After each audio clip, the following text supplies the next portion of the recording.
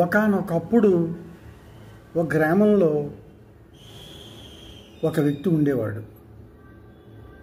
ఆయన ఎప్పుడూ సాదాసీదాగా ఉండేవాడు, కానీ కొంత జ్ఞానవంతుడు. ఆయనకు ఒక కొడుకు ఉండేవాడు. ఒకసారి ఆయనకి ఉన్న గుర్రం ఎక్కడికో వెళ్ళిపోయింది. ఇరుగు పొరుగు వాళ్ళు అన్నారు, అయ్యో ఎంత దురదృష్టం, గుర్రం పోయిందా అన్నారు.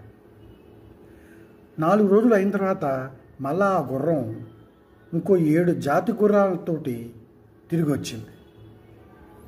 మళ్ళా అదే జనం, ఇరుగు పొరుగు జనం, ఎంత అదృష్టం, కలిసి వచ్చింది అన్నారు.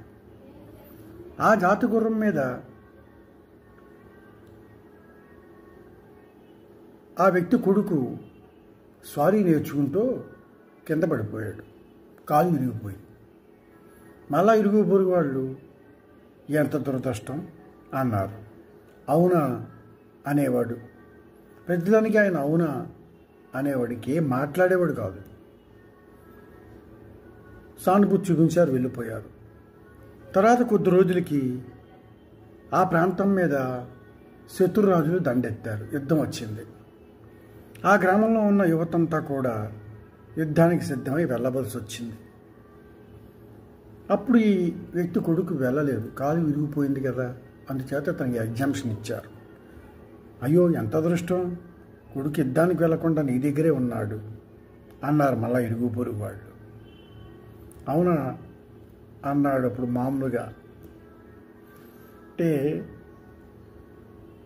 మనకి వచ్చే అదృష్టం, దురదృష్టం, ఈ మాటలు రెండూ కూడా ఒక్కోసారి అదృష్టంగా వచ్చినవి తర్వాత దురదృష్టంగా మారచ్చు.